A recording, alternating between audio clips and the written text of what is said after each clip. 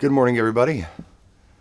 You may or may not agree with my assessment here today, but I was thinking that perhaps my generation, Gen X, cares a lot less about song lyrics than, say, a millennial or a Gen Z might.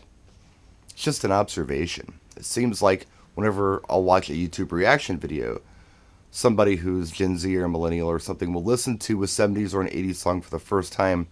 And while they're listening to the song, for the first time, mind you, they're trying to listen to what the lyrics are and they're trying to interpret them. I don't think we did that with rock and roll and pop music or even R&B back in the day. We were listening for melody and harmony. If it was groovy, it was cool. We listened to the sound of the vocal. What did the singers sound like? But I don't believe that we were really hung up on what they were saying. Now, a lot of this has to do with some of the progressive music of the 70s. It was nonsense. It didn't mean anything. Today, with hip hop, there's a lot of meaning in that. And hip hop has been the predominant force in music for probably the last 30 years. And lyrically, hip hop is important. The message is important in hip hop. Now, in the 80s, for me anyway, it was a secondary characteristic of the song. I was listening for the beat. Was it funky? Was it cool? What did the rap sound like as far as the sound of a person's voice? What they were saying was the last thing I was thinking about. And that was maybe just me. Maybe there are others out there who are saying, no, that's not the case at all. But yeah, country's like that too. And I think it's always been kind of like that, where it's about storytelling. And I never really cared about storytelling. I just like cool music. I can think back to hearing the KRS-One album. I think it was By All Means Necessary. And I was just really listening for everything the guy was saying. There were cool messages in the songs. But that was rare.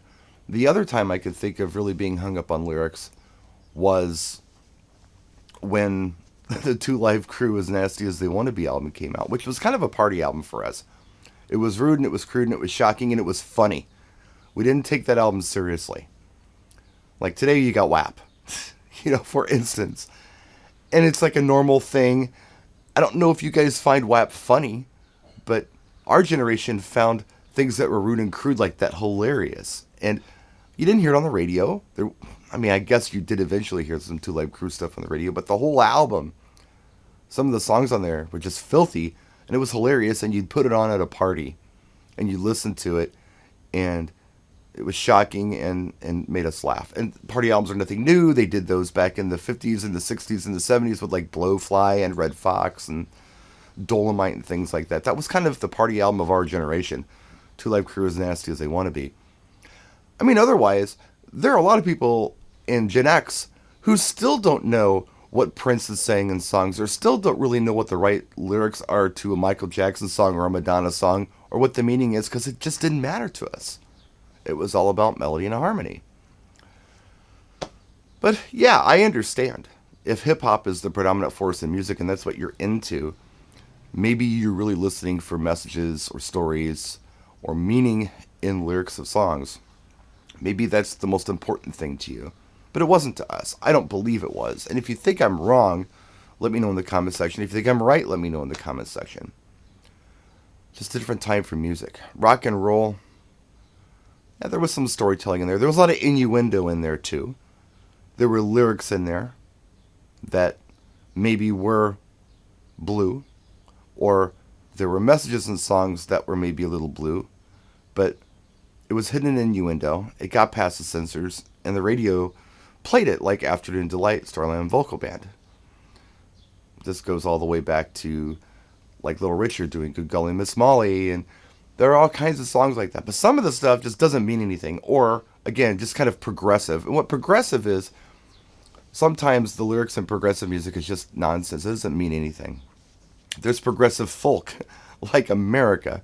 A lot of lyrics in songs from America, like Horse with No Name, or Sister Golden Hair, or even Ventura Highway, there's no real meaning to the song that you're going to grab when you listen to it. If you listen to the lyrics, like, what are they talking about? It doesn't matter.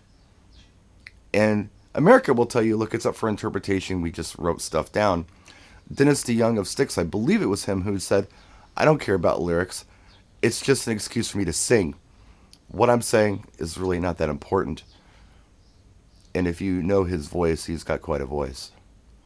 And it is an instrument. Your voice is an instrument. But maybe not always what somebody is singing is so important. I guess if you're just talking and it's rap, it's more important what you're saying than if you're using your voice as a real fine instrument and singing.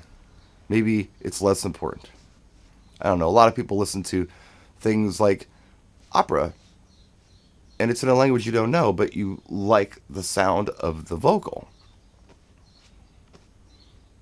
Just a Saturday morning thought. Got stuff to do this weekend. Thought I'd throw this quick video up. Let me know if you agree with me or not.